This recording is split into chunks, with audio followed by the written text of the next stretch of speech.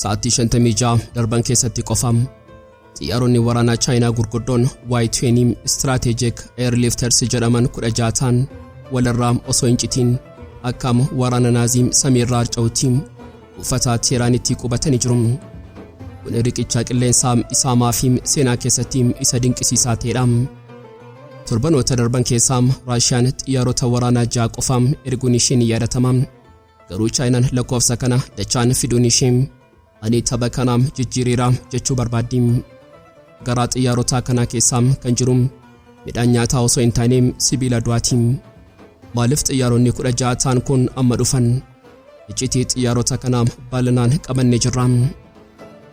Moskoom masaraam Kremlin keessaa sagalee lafa sochoosu tokkotu dhaga'ame.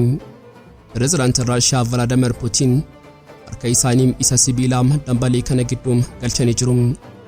Akeekkachiisni Kremlin irraa ba'e ifadha. Iraaniin tuquun ba'a giddu galeessaa qofa osoo hin taane addunyaa guutuu raasaa nuti kana callisnee hin ilaallu jedha. Maaliif Raashiyaan mormaa jirti? Bal'inaan ni dhageessu. Yeroo addunyaan hundi xiyyaarota samiirraa barreessanii fi misaayilota lafa jalaan dhukkaan irraa ija ishee qabdee jirtutti ajajaan humna galaanaa Iraan Admiraal Shahram Iraanii Yuunivarsiitii waraanaa Imaam Alii keessatti barattoota waraanaa bor jeneraalota ta'aniif iccitii guddaa tokko saaxilanii jiru. Iccitiin kun waan irraa qofa miti, seenaa dhiigaan barreeffame irraa kan dhufee fi egeree sodaachisaa kan namatti agarsiisudha. Iccitii kanas haga xumuraatti yoo nu faana turtan ni dhageessu. Qophii keenyaa laayik gochuun jalqabaan affeerraa keenyaa yeroo maraati. Yooyaam ashamaar kafuuni kabajamtoota dhaggeeffattoota keenyaa kun Oromiyaa 24 Newsdha. Kanneen chaanala YouTube keenyaa faaraa taatan subscribe gochuun maatii keenya ta'aa. Qophiin keenya namoota hedduu biraa akka ga'uuf laayik share gochuun waliif qooduun dagatinaa.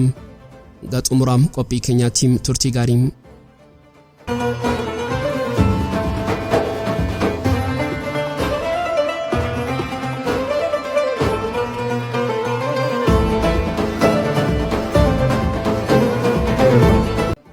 Halkan dukkanaa Teeraan magaalaan yeroo raftee jirtutti garuu samiin Teeraan hin rafne. Sagaleen humna guddaa qabu tokko kan akka mandiisa samii lafa raasuu qilleensa gubbaatti dhaga'amaa jira.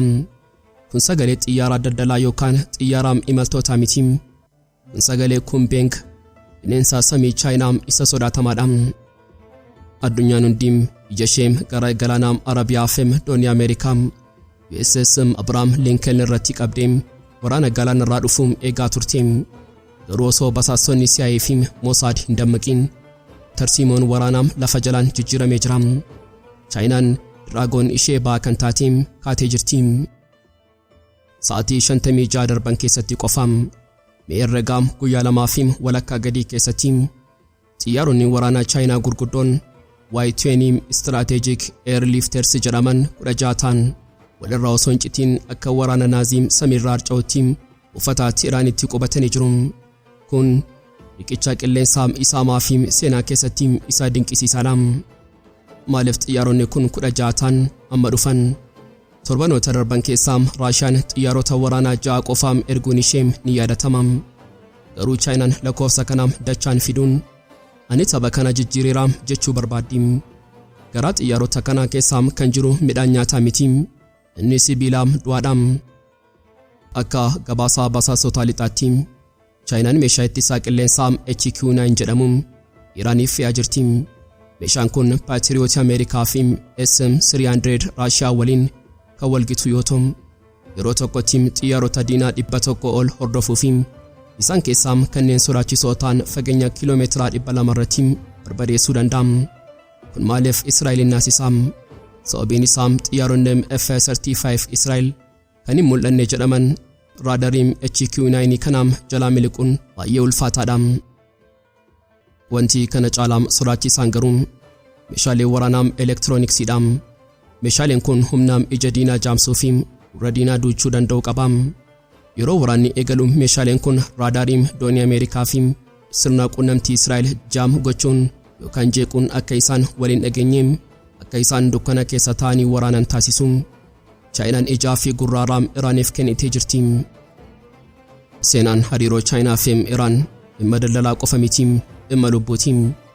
yeroo Ameerikaan qoqqobbii dinagdee Iraan irra keessee lafee ishee caccabsuuf yaaltutti Chaayinaan immoo karaa lafa jalaa lafee sibiilaa Iraaniif hirkiti. Kun hariiroo istiraatejik paartinarshiipii waggaa 25f mallatteeffame sanaan hojiitti hiikuudha. Chaayinaan ifatti yoo Iraan tuqamtee anis nan tuqame jechuun labsachuu baattus xiyyaaronni Y-20 kun afaan isaaniin osoo hin taane gochaan labsanii jiru. Dambaleen kun ba'aa giddu galeessaa qofa osoo hin taane Washington FM Tel Aviv irraasee jira. Jeneraalonni Pentaagoon keessa ta'anii Iraan kophaa ishee miti jechuu eegalanii jiru. Osoo Ameerikaan doonii ishee galaanarra ooftu Chaayinaan immoo samiirraan dhuftee madaallii humnaa jijjiiraa jirti. Amma gaaffiin jiru meeshaaleen Chaayinaan fidde kun yoom furtuun banamaa? Humni haaraan Iraan argatte kun haleellaa duraa raawwachuuf ishee ni onnachiisa laata? Wanti tokko ifaadha, waraanni dhufuuf jedhu waraana baramee miti. Waraana teekinooloojii, waraana iccitii fi waraana humni addunyaa itti wal qoruudha. Yeroo Chaayinaan karaa tokkoon riqicha qilleensaa diriirsitee sibiilaa itti guuraa jirtutti ajajaan olaanaa Iraan Jeneraal Ridaa Xaalayinik mikrofoonii fuuldura dhaabbachuun iccitii addunyaan hin beekne saaxilee jira. Akka jeneraalichi jedhutti waraanni guyyaa 12f Israa'el waliin taasifame sun waraana qofa osoo hin taane mana barumsaa ture. Dogoggora keenyarraa baranneerraa bakka itti laafnes cimsinee jirra jedha. Amma humna misaayilaa duraan qaban irratti qulqullinaa fi baay'ina dabalachuun tasgabbii ajaa'ibaa keessa jiru. Wanti nama naasisuu garuu kana miti. Wanti sodaachisaan Iraan humna ishee haaraa kana addunyaatti agarsiisuu diduu isheeti. Sababiin isaa iccitii tasaa diina irratti fayyadamuufi. Meeyaadaam inni kee meeshaa ati qabdu beeka jedhee yeroo yaadu ati garuu waan inni takka argeen beekne baaftee yeroo itti dhukaasu maaltu uumamaa? Jeneraalichi kana yeroo ibsu nuti meeshaalee keenya hundaa hin agarsiisnu. Yeroo diinni nutti dhufee garuu waan isaan hin eegnetu isaan eeggata jechuun dorsisaa suukkanneessaa ergee jira. Gama biraatiin dooniin Ameerikaa USS Abraham Lincoln dambalii kutaa gara bahaa giddu galeessaatti siqaa jirti. Haa ta'u malee gabaasni Fox News akka mul'isutti dooniin kun kallattii gara afaan qawwee Iraan itti seenu sodaattee fageenyarraa bakka misaayilli Iraan ishee hin qaqqabne dhaabbachuu filattee jirti. Ameerikaan ni beekti Iraan yeroo ammaa kana qophii waraanaa guutuurraa akka jirtu odeeffannoo qabdi. Iraan dooniin keessan yoo nutti siqxee deebiin keenya waraana daangaa hin qabnedha jettee jirti.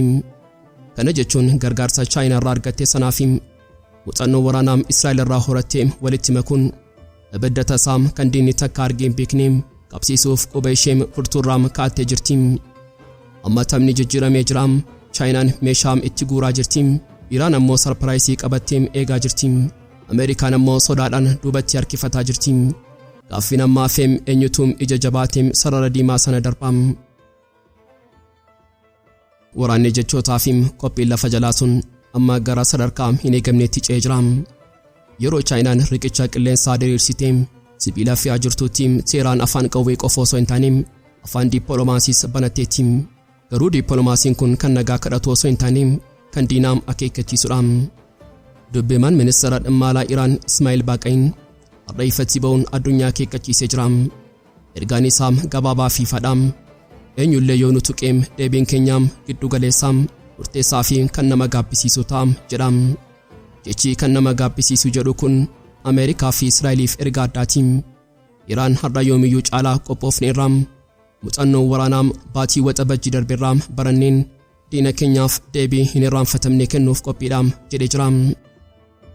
Asirratti wanti nama dhibu Ameerikaan karaa cinaatiin ergaa dhokataa yookaan teekst meseejis gara Teeraanitti erguun dubbii qabbaneessuuf yaalii gochaa turte. Garuu Iraan tapha daa'immaniin taphannu jettee jirti. Baaqayin yeroo dubbatu ergaan gabaabaan kan wabii seeraa hin qabne nu biratti fudhatama hin qabu. Silaa waraana yookiin nagaa dhugaa filannoon isuma kana jechuun kiyyoo Ameerikaan karaa duubaan xaxxu hundaa kuteem gatee jira. Garuu oduun inni guddaan kan dhokatee ture kan amma afaan isaaniitiin mirkanaa'edha. Oduun waa'ee Chaayinaa fi Raashiyaa sun dhugaa ture. Baaqayin ifatti mirkaneessee jira. Hariiroon waraanaa Iraan Chaayinaa fi Raashiyaa waliin qabdu cimaa fi seena qabeessadha. Waan laafaa miti. Kana jechuun waraanni Iraan seenuu kamiyyuu duuba humni teekinooloojii Chaayinaa fi humni niwukileeraa Raashiyaa ni jira jechuudha. Akeekkachiisni dhumaa garuu biyyoota ollaam Iraaniif darbee jira. Balaan kun daddarbaadha jettiin Iraan. Yoo manni keenya bobeem manni keessanis nagaa hin bulum. Kanaafuu biyyoonni naannoom galaana Arabiyaa jiran sodaa Ameerikaa fi aarii Iraan gidduutiin qabamanii jiru. Tapha kana keessatti wanti ifatee tokko Iraan kophaa ishee miti. Diinni ishee salphaatti kan ishee cabsu miti. Amma humni lamaan warri dhiyaa fi ba'a ija walitti babaasanii wal eegaa jiru. Iraan har'a ofitti amanamummaa guddaarra jirti. Eenyullee yoo nu tuqeem deebiin keenyaam aarii qofa osoo hin taaneem dhukkubbii ta'a jettiin. Asirratti wanti haaraan Iraan ifatti waan tokko mirkaneessitee jirti. Kuni waraana kophaa ishee gootu miti. Hariiroon Chaayinaa fi Raashiyaan waliin qabdu hariiroo waraanaa cimaa ta'uusaa mootummaan mirkaneessee jira. Kana jechuun dugda Iraan duuba humni nuukileeraa Raashiyaa fi humni teekinooloojii Chaayinaa akka jiru addunyaan beekuu qabdi jechuudha. Haa ta'u malee yeroo Iraan humna ishee faarsitu kana Ameerikaan tooftaa waraanaa raafi sodaachisaa ta'e tokko baafattee jirti. Kagabaasaa chaanalii Israa'eliitiin ajajaan olaanaa Ameerikaa Jeneraal Brad Cooper jeneraalota Israa'eliitiin iccitii tokko himee jira. Tooftaan Ameerikaa waraana dheeraa miti. Tooftaan isaa gabaabaa saffisaa fi qulqulluu jedhamee jira. Tooftaan kun maaliif barbaachise? Jeneraalichi akka jedhutti waraanni kun uummata yookaan biyya guutuu barbadeessu miti.